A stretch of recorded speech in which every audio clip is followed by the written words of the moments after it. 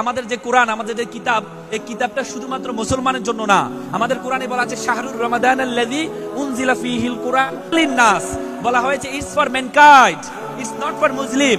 এটি শুধু মুসলমানদের ধর্মগ্রন্থ না, এটা সকল মানব জাতির জন্য ধর্মগ্রন্থ। তো nobelist nation, you are the best nation. আমাকে বলা আছে কুনতুম খায়রা উম্মাত উখরিজাত লিন-নাস তা'মুরুনা বিল মারুফ ওয়া তানহাউনা আনিল মুনকার। সৃষ্টিকর্তা আমাকে সৃষ্টি করেছেন খারাপ কাজের বাধা প্রদান করার জন্য, ভালো কাজের আদেশ দেওয়ার জন্য। It's a religion, it's called Islam. ইসলাম ধর্ম আমাদেরকে সেটি শিখিয়েছেন।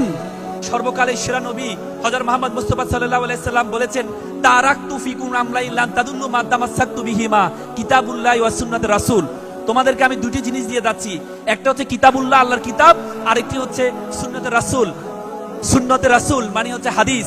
এই দুটি জিনিস যদি তুমি আঁকড়ে ধরো তাহলে তুমি কখনো পথভ্রষ্ট হবে না। প্রফেট হযরত মুহাম্মদ মুস্তাফা সাল্লাল্লাহু আলাইহি সাল্লাম, he is the not only person. হযরত মুহাম্মদ মুস্তাফা সাল্লাল্লাহু আলাইহি সাল্লামের সম্বন্ধে শুধু মুসলমানরা নয়, মাইকেল এইচ হার্ট নাম শুনেছেন আপনারা? মাইকেল এইচ হার্ট, তিনি আমেরিকান একজন লেখক।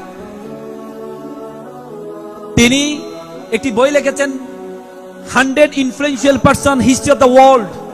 পৃথিবীর ইতিহাসে 100 জন প্রভাবশালী ব্যক্তি যিনি মানব জাতির ইতিহাসে প্রভাব ফেলেছেন, এমন 100 জন নিয়ে তিনি একটি বই লিখেছেন।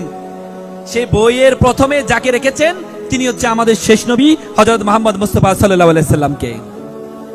তিনি বলেছেন Muhammad is a person, he is a successful not only in religious life as well as he is successful in the secular life. পৃথিবীতে একমাত্র মানুষ যে তার ধর্মীয় জীবন এবং সেকুলার জীবনে সফল হয়েছেন একমাত্র তিনি, প্রফেট হযরত মুহাম্মদ মুস্তাফা সাল্লাল্লাহু আলাইহি সাল্লাম। এই জন্য তাকেই তিনি প্রথমে রেখেছেন। আমাদের যে কোরআন, আমাদের যে কিতাব, এই কিতাবটা শুধুমাত্র মুসলমানের জন্য না।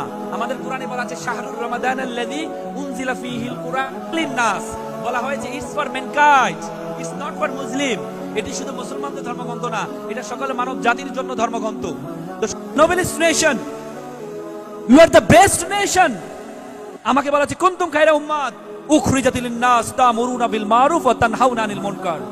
সৃষ্টিকর্তা আমাকে সৃষ্টি করেছেন খারাপ কাজের বাধা প্রদান করার জন্য, ভালো কাজের আদেশ দেওয়ার জন্য।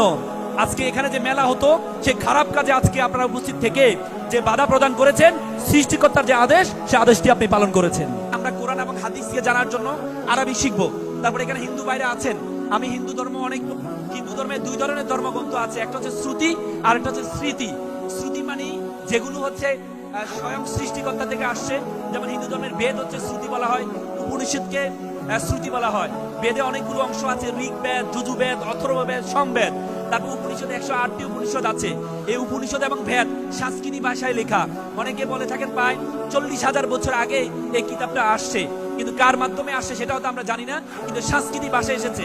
তারপরে আপনাদের যেটা স্মৃতি, সেই স্মৃতিটা হচ্ছে আপনাদের রামায়ণ, মহাভারত এবং পুরাণ। এটি হচ্ছে স্মৃতি, মানে যেটি হচ্ছে ইতিহাস রিলেটেড, সেটা হচ্ছে স্মৃতি। তো সুতরাং হিন্দু ধর্মকে যদি আপনাকে জানতে হয় তাহলে আপনাকে সংস্কৃতি ভাষাটা জানতে হবে। যারা হিন্দু ধর্মাবলম্বী এখানে আছেন, আপনাদেরকে সংস্কৃতি ভাষাটা জানতে হবে। তারপরে এখানে বৌদ্ধ ধর্মের আছেন, বৌদ্ধ ধর্মের ধর্মীয় গ্রন্থ যেটি হচ্ছে ত্রিপিটক। বৌদ্ধ ধর্মের যে প্রধান, ওনাকে বলা হয় গৌতম বুদ্ধ। ত্রিপিটক, 3টা পিটক আছে, সেই 3টা পিটক নিয়ে ত্রিপিটক।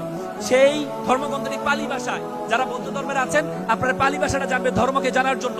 তারপর যে জৈন ধর্মের লোকজন আছেন এখানে, জৈন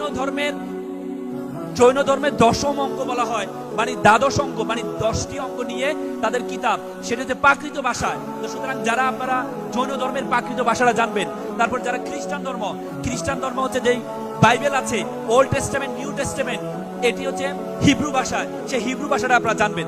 শুধু আপনাদের মধ্যে আমার পরামর্শ হচ্ছে, যে ধর্মের আপনি ধর্মীয় গ্রন্থরা যদি আপনি জানেন, তাহলে আপনি কখনো পথভ্রষ্ট হবেন না। আপনি